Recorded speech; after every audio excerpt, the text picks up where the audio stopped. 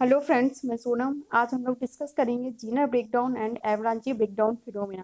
Actually में Zener breakdown और avalanche breakdown क्या होते हैं, इससे पहले हम जीनर डायोड डिस्कस कर चुके हैं। उसमें हमने जीनर ब्रेकडाउन के बारे में डिस्कस किया था।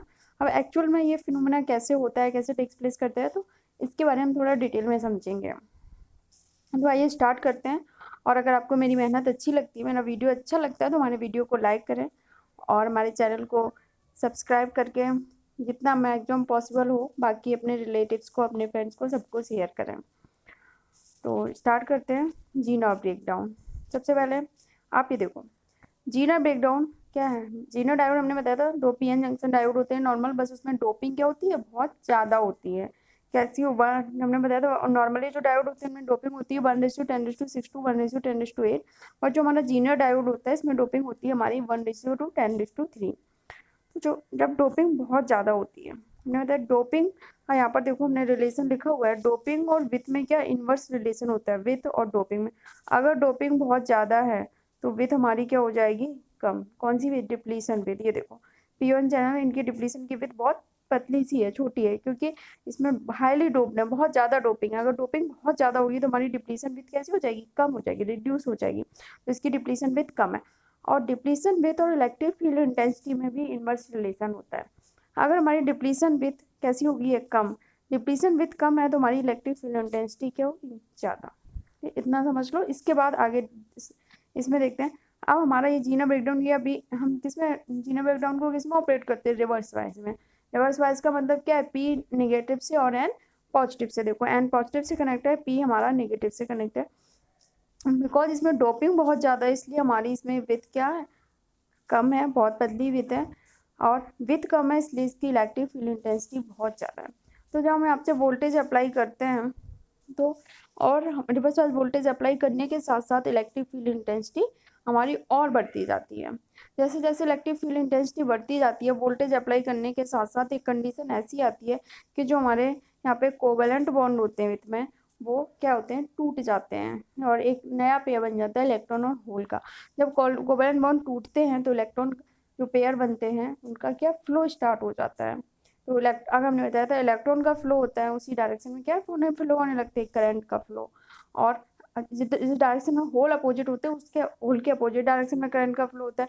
तो ओवरऑल इलेक्ट्रॉन और होल एक ही डायरेक्शन में फ्लो करने लगते हैं। जो एक क्या करंट, सॉरी, इलेक्ट्रॉन अलग डायरेक्शन फ्लो करते हैं, होल अलग डायरेक्शन में, लेकिन जो दोनों होते हैं करंट एक ही डायरेक्शन में कंस्टिट्यूट करते हैं। तो जैसे जैसे हम यहाँ पे वोल्टेज अप्लाई बढ़ाते जाते हैं तो हमारा इलेक्ट्रिक फील्ड इंटेंसिटी बढ़ता जाता है और एक कंडीशन ऐसी आ जाती है कि हमारे कोवेलेंट बॉन्ड टूट जाते हैं और इलेक्ट्रॉन और होल का फ्लो स्टार्ट हो जाता है, जिससे एक लार्ज करंट हमारा फ्लो होने लगता है।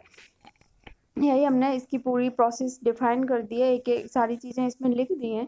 ये किसकी वजह से होता है, लार्ज इलेक्ट्रिक फील्ड इंटेंसिटी। हमने बताया इलेक्ट्रिक फील्ड इंटेंसिटी बहुत ज़्यादा हो जाती है, किस वजह से हो जाती है, क्योंकि विथ कम होती है। विथ कम क्यों होती है, डोपिंग ज़्यादा होती है, डोपिंग ज़्यादा है तो विथ कम है, विथ कम है तो इलेक्ट्रिक फील्ड इंटेंसिटी हमारा क्या होगा, ज़्यादा। It is due to tearing of और rupturing of covalent bond within the depletion layer. जब इलेक्ट्रिक फील्ड बहुत ज़्यादा होती है, हम और ज़्यादा वोल्टेज अप्लाई करते हैं तो डिप्लीशन लेयर में क्या होता है, कोवेलेंट बॉन्ड टूट जाते हैं, रप्चर हो जाएंगे। इसका वो जब बॉन्ड को टूटते हैं उनको हम क्या, उसको रप्चर होना भी बोलते हैं या टियरिंग ऑफ बोलते हैं, टूटना। तो इसको तो बॉन्ड क्या हो जाते हैं, rupture of bond within the depletion layer.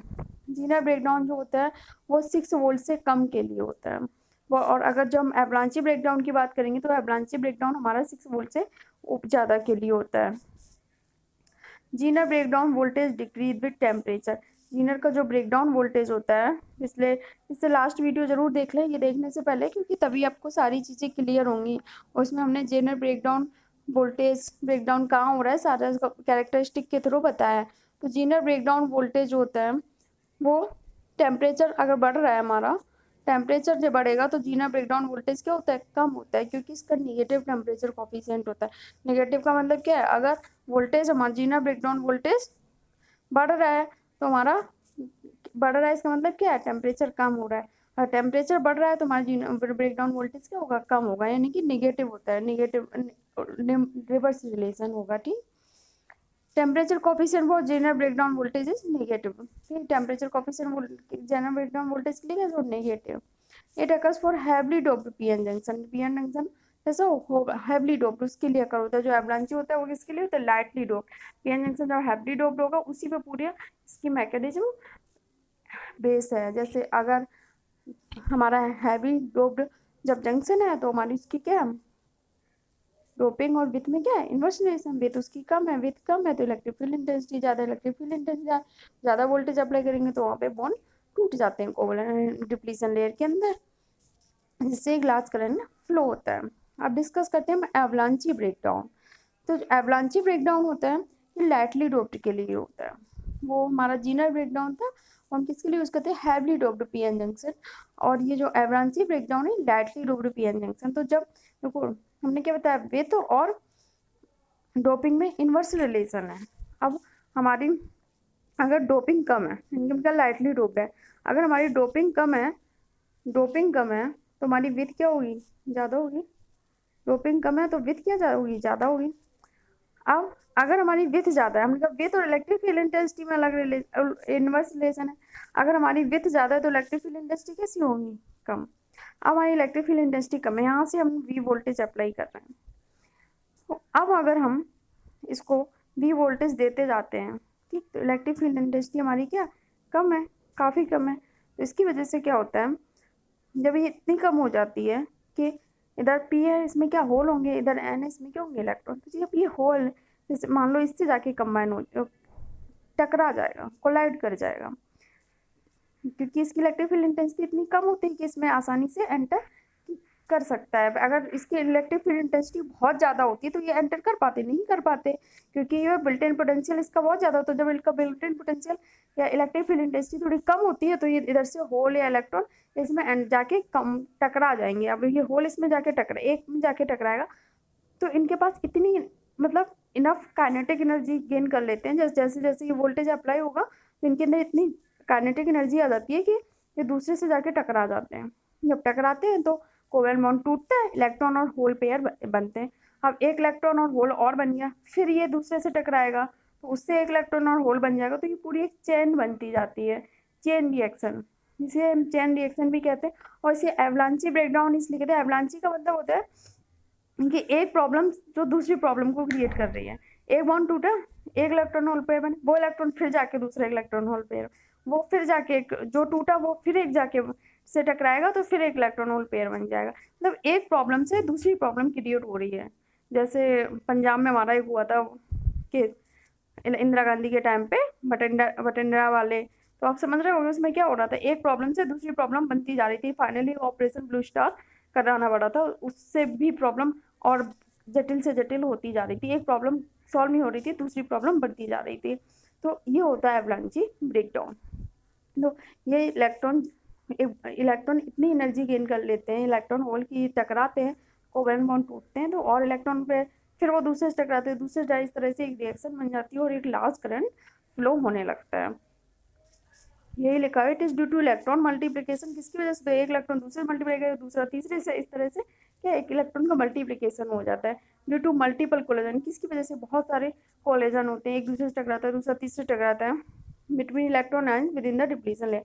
It is due to impact ionization. Impact क्या होता है, फोर्स लगता है, एक इलेक्ट्रॉन जाकर दूसरे से टकराते हैं तो क्या होता है, फोर्स लगता है, इम्पैक्ट आयोनाइजेशन।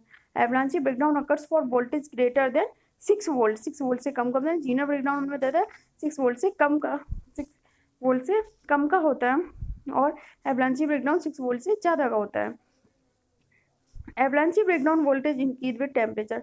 जीनर ब्रेकडाउन में बताया नेगेटिव टेम्परेचर कोफिशिएंट होता है तो वो टेम्परेचर बढ़ने के साथ कम होता है, और ये अब इसका पॉजिटिव होता है तो ये टेम्परेचर बढ़ेगा, तो पॉजिटिव मतलब बढ़ रहा है, तो अगर टेम्परेचर बढ़ेगा तो ये भी बढ़ेगा। Temperature coefficient for avalanche breakdown voltage is positive. कैसे होता है, पॉजिटिव होता है।